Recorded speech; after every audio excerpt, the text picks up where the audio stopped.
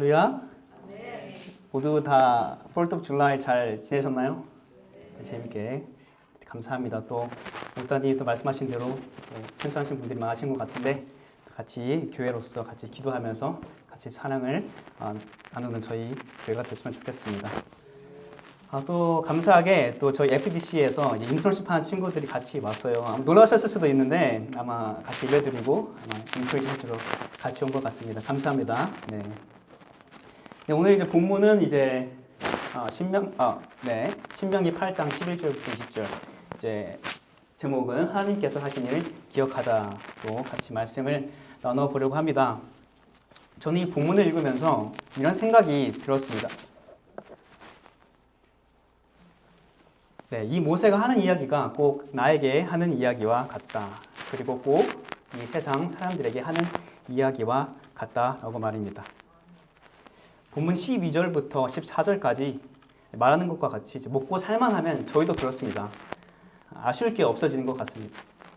하나님이 굳이 필요한가? 라는 생각이 물음이 듭니다. 제가 또 텍사스에서 전도를 나가 보면은 이제 잘 사는 동네일수록 부자 동네일수록 I don't need God 이러면서 하나님 필요 없어 라고 하시는 분들을 많이 볼 수 있는 것 같습니다. 특히 17절처럼요. 내가 능력이 있어서 내가 노력해서 내가 잘해서 여기까지 온 거야 라고 말하는 분들을 여러분들 주위에도 많이 볼 수 있을 것입니다. 자기의 의, 또 자기의 잘남을 자랑하는 것입니다. 그러나 오늘 본문은 분명히 말하고 있습니다. 그 모든 것은 다 하나님으로부터다. 하나님을 기억해라 말입니다. 자, 오늘 신명기는요. 모세가 이스라엘 백성들에게 하는 이야기입니다. 모세가 이스라엘 백성들을 애굽, 즉 이집트에서 인도해냅니다. 목적지가 어디였습니까? 바로 가나안 땅입니다. 오늘 본문은 땅에 들어가기 전에 모세가 백성에게 말하는 것입니다. 바로 너희가 들어갈 땅은 하나님께서 약속하신 젖과 꿀이 흐르는 땅이다. 아름다운 땅이다 라는 것입니다. 그런데 모세는 오늘 본문에서 이스라엘 백성들이 걱정이 되는 것 같습니다. 항상 하나님께서 하신 일 잊어버리고 불평했기 때문인 것 같습니다. 자, 그래서 모세는 말합니다. 하나님께서 그 땅을 우리에게 약속하셨고 하나님께서 우리를 인도하시고 하나님께서 우리에게 주실 그 땅에서 살아갈 때에 하나님이 하신 일을 잊지 말고 기억해라. 하나님을 순종해라 라는 내용입니다. 자, 그러면 하나님께서 어떻게 이스라엘 백성들을 애굽의 종 되었던 땅에서 인도하여 약속의 땅인 축복의 땅으로 인도하셨는지 잠깐 같이 살펴보면 좋을 것 같습니다. 아마 여러분들도 다 친숙한 내용일 겁니다. 15절 같이 보면은 너를 인도하여 그 광대하고 위험한 광야 곧 불뱀과 정갈이 있고 물이 없는 간조양을 땅을 지나게 하셨으며 또 너를 위하여 단단한 반석에서 물을 내셨으며 또 출애굽기를 같이 보면요. 여호와께서 그들 앞에서 가시며 낮에는 구름 기둥으로 그들의 길을 인도하시고 밤에는 불 기둥을 그들에게 비추사 낮이나 밤이나 진행하게 하시니 낮에는 구름 기둥 밤에는 불 기둥이 백성 앞에서 떠나지 아니하니라. 아멘. 하나님께서는 그 광대하고 위험한 광야를 구름 기둥과 불 기둥으로 인도하시고 보호하셨습니다. 또 물 없는 땅을 지나가게 하셨다는데 그들은 또 홍해가 갈라지는 것을 봤습니다. 얼마나 장관이었겠습니까? 홍해가 갈라져서 양옆에 벽이 되어서 백성들은 그 가운데를 지나간 것입니다. 영화로만 봐도 대단하다고 느껴지는데 실제로 보면 얼마나 감탄이 나올까요? 그들은 실제로 그 두 눈으로 하나님의 위대하심을 목격한 자들입니다. 물론 지금 모세가 현재 말하고 있는 백성들의 세대는 출애굽했던 세대와 좀 다를 수는 있습니다. 그러나 모세는 하나님께서 구원하신 사건들은 변하지 않는다면서 기억하라고 호소를 하고 있는 것입니다. 하나님께서는 이렇게 굵직굵직한 사건들로 이렇게 이스라엘 백성들을 인도해내셨고요. 또한 매일매일의 은혜로 이스라엘 백성들을 공급해 주셨습니다. 16절을 보면요. 내 조상들도 알지 못하던 만나를 광야에서 내게 먹이셨나니 이는 다 너를 낮추시며 너를 시험하사 마침내 내게 복을 주려 하심이었느니라. 아멘.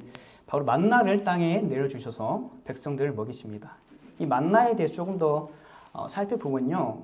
이 만나를 아침마다 각 사람들은 먹을 만큼만 거두었다라고 되어 있어요. 하루가 지나면 이 만나는 다 썩고 냄새가 났습니다. 하루하루마다 이스라엘 백성들은 하나님께 일용할 양식을 받았습니다. 하루하루마다 하나님께서 공급하시지 않으시고는 이스라엘 백성들은 살 수가 없었습니다. 하루하루마다 하나님의 좋으심과 위대하심을 경험했던 것이 바로 이스라엘 백성들이었습니다. 또 여호수아 5장 12절에 보면요. 백성들이 가나안 땅에서 난 음식을 먹은 다음 날부터 만나가 그쳤다라고 합니다. 이렇듯 하나님께서는 40년 동안 광야에 있던 백성들을 책임져 주신 것입니다. 이렇게 이스라엘 백성들은 기적들을 통해서 또 만나를 통해서 하나님의 공급하심을 경험했는데 그것들을 점점 당연시 하게 됩니다. 혹은 그것들이 그들이 원하던 것들이 아니었을 수도 있을 것 같습니다. 민수기 11장을 같이 보면요. 제가 읽겠습니다. 그들 중에 섞여 있는 다른 인종들이 탐욕을 부음해 이스라엘 자손도 다시 울며 이르되 누가 우리에게 고기를 주어 먹게 하랴. 우리가 애굽에 있을 때에는 값없이 생선과 오이와 참외와 부추와 파와 마늘들을 먹은 것이 생각나거늘 이제는 우리의 기력이 다하여 이 만나 외에는 보이는 것이 아무것도 없도다 하니. 4절에 보면요. 탐욕이 백성들에게 들어왔다고 합니다. 탐욕, 저희가 가진 것에 만족할 줄 모르고 감사할 줄 모르고 또 지나치기 원하게 되면 그것이 바로 탐욕이 되는 것입니다. 여기서 저희가 이스라엘 백성에 관해서 저희가 알 수 있는 것은 무엇이냐면 그들의 먹거리가 하나님보다 더 귀했습니다. 어찌 보면 저희의 모습이기도 한 것 같습니다. 이 백성들을 보면요. 매일 새롭게 경험하는 하나님의 은혜에는 관심이 없는 것 같습니다. 그저 자신들의 흥미를 따라서 정욕에 따른 만족을 얻기 위해 산 것처럼 보입니다. 저희에게 족한 것은 하나님의 은혜지 고기가 아니지 않습니까? 생각해보면 얼마나 하찮은 일입니까? 그 고기가 먹고 싶어서 하나님께서 은혜롭게 베푸시는 매일매일 베푸시는 만나를 무시하게 되는 건 말입니다. 이처럼요. 저도 그렇고요. 저 인간은요. 참 나약한 것 같습니다. 이 고작 고기 때문에 하나님을 잊어버리는 존재들입니다. 만나에 감사할 줄 아는 것이 아니라 만나뿐이라서 불평하는 자들입니다. 또 저희들 또한 이 탐욕의 고기가 저희 인생에서 무엇인지 한번 되짚어보면 좋을 것 같습니다. 우리의 삶에서 하나님의 역사를 보지 못하게 하고 잊어버리게 하는 고기는 무엇인가?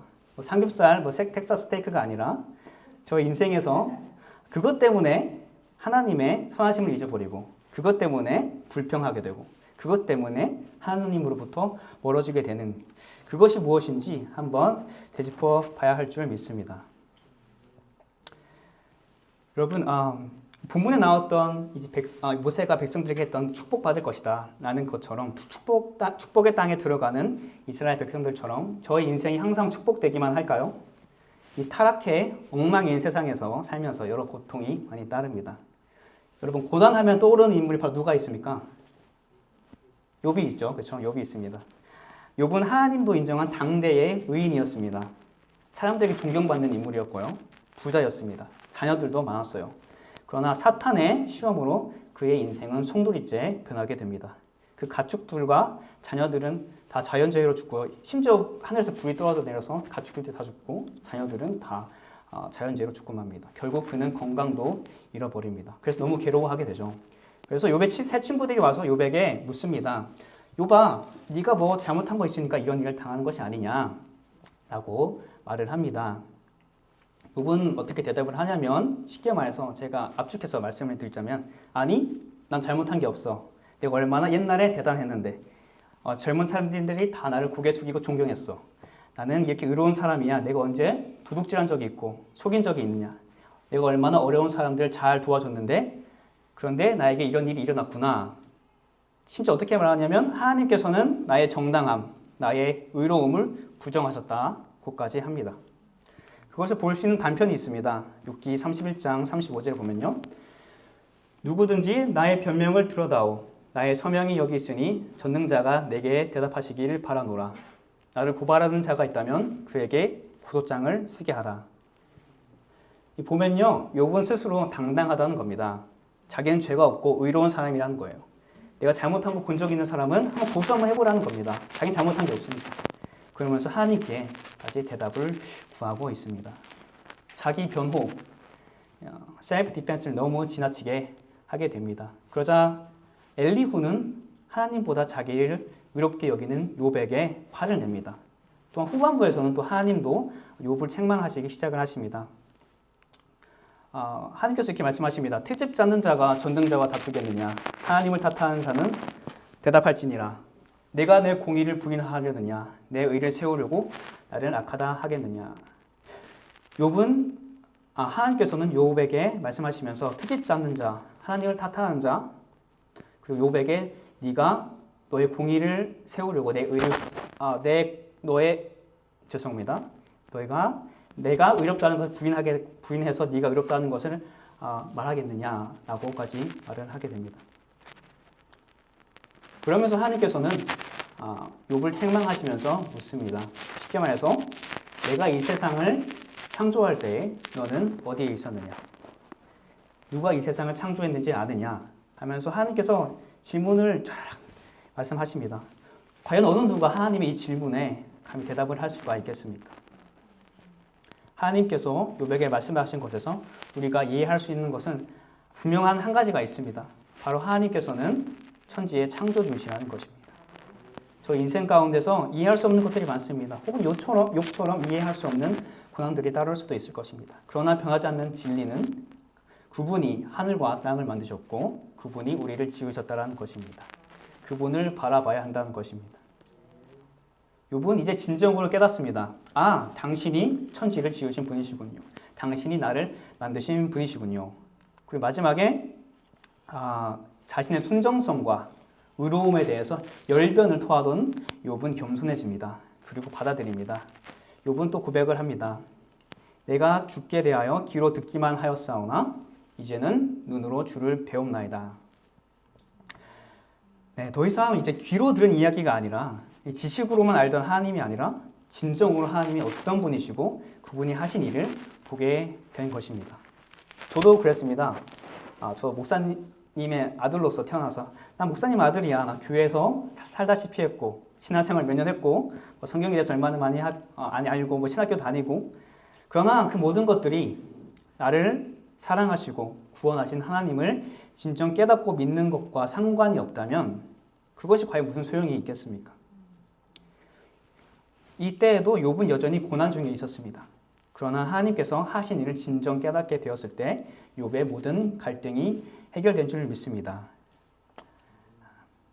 이렇듯 저희 세상에서는 나의 영혼에 대해서 다른 것들이 필요하다고 착각을 많이 하는 사람들이 많이 있는 것 같습니다.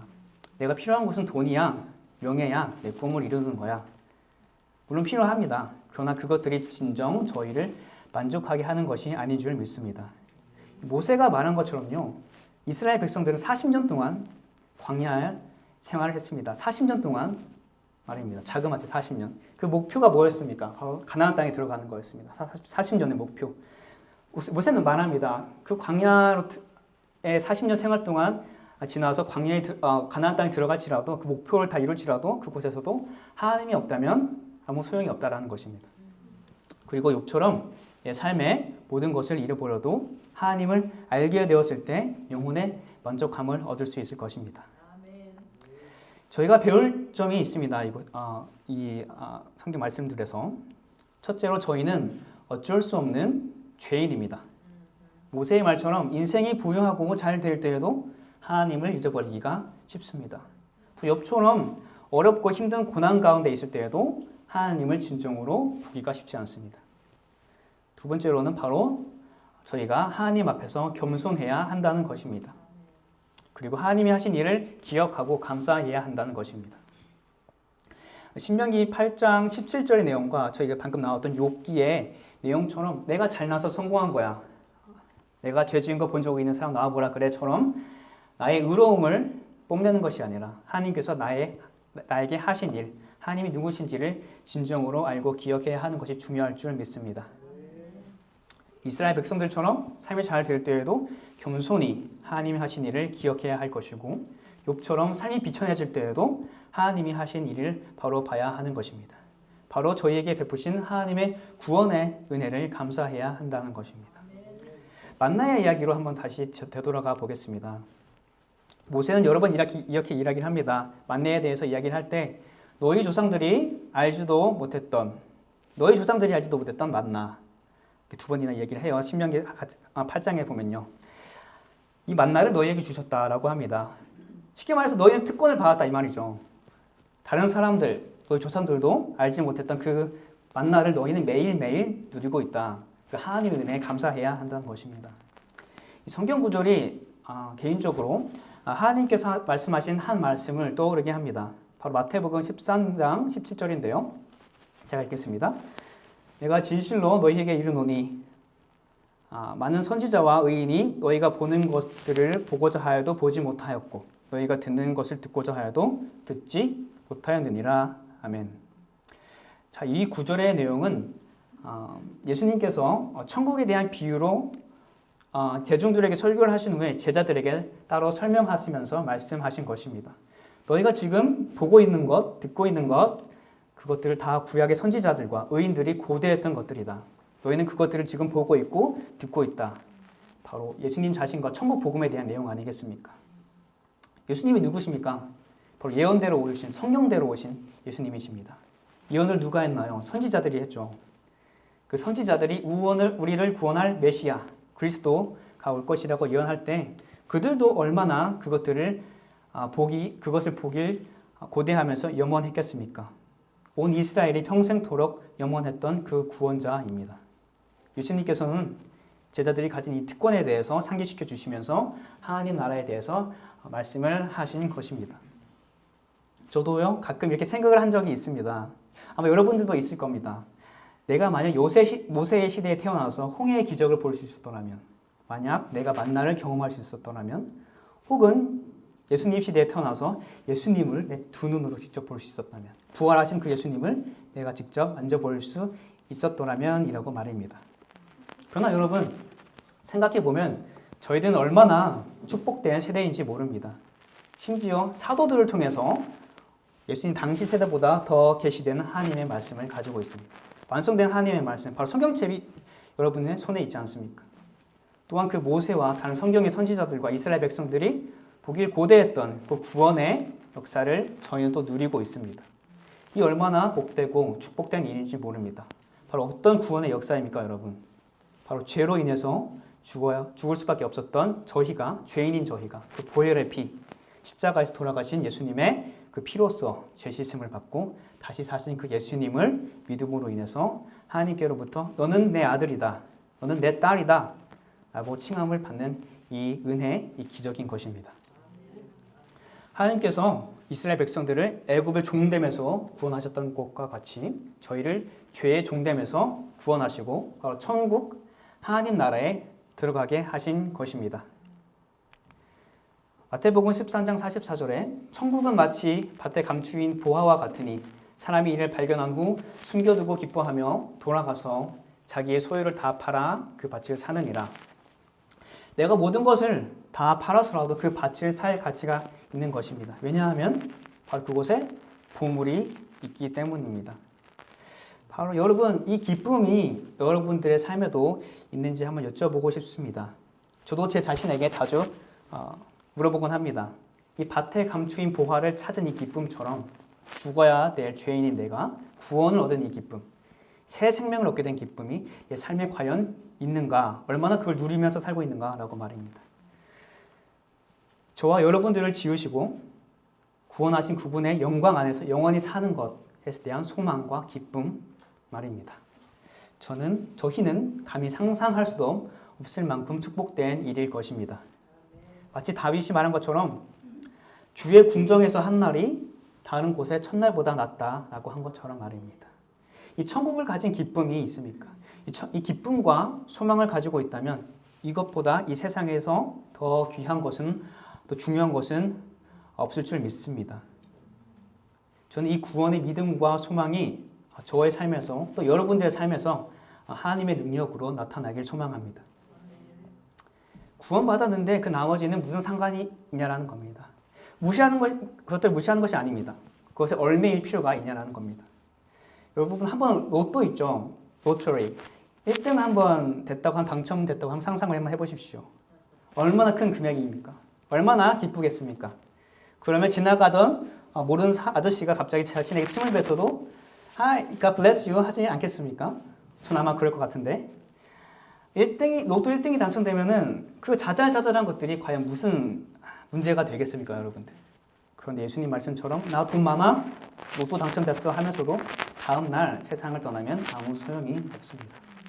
그러나 여러분, 천지를 지으신 하나님께서 저희 아버지십니다. 저희를 구원하시고요, 성령님께서 함께 하시고요, 승리와 천국을 약속하셨습니다. 세상에서 이보다 더한 귀한 축복과 행복은 없는 줄 믿습니다.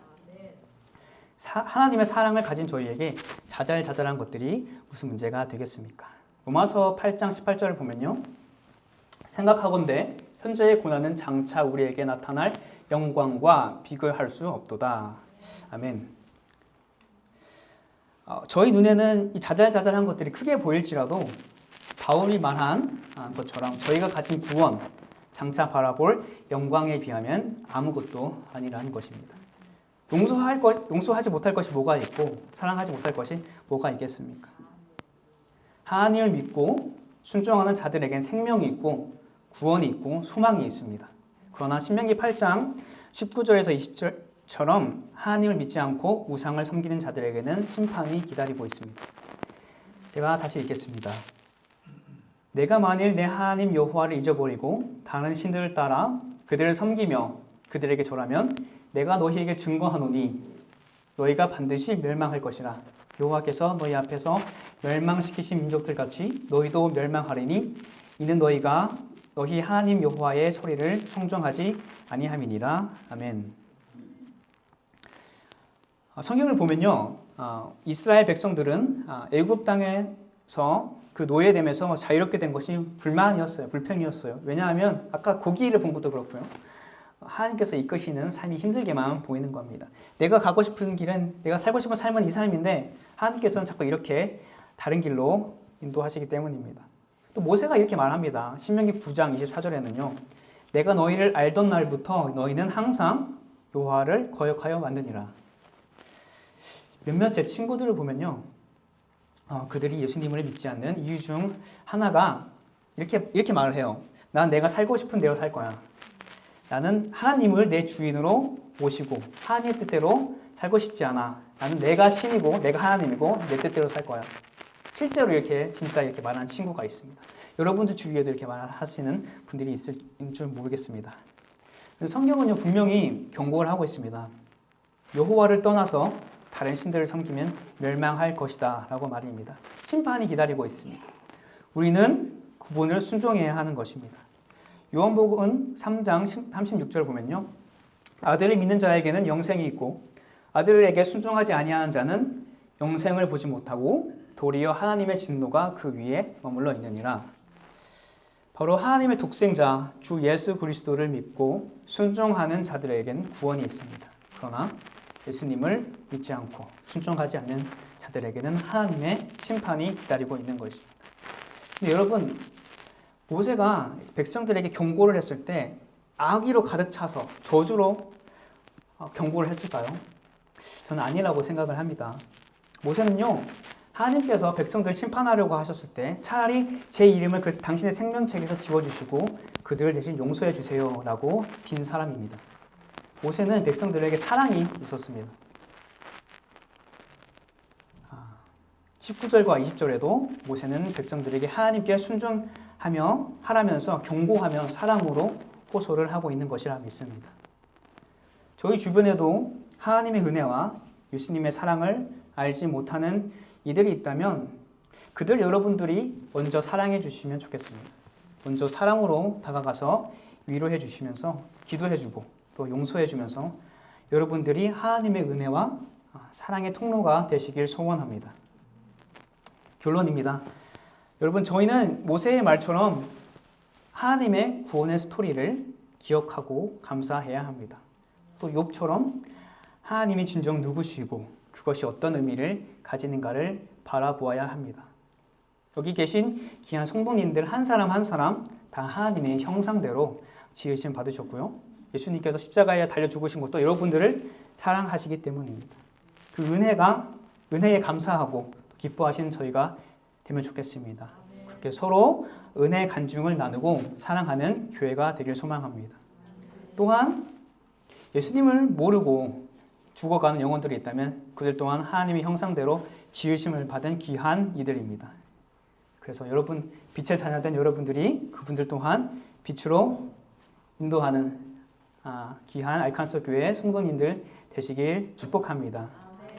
자, 이 시간 다 같이 은혜 찬양 같이 부르면 좋겠습니다.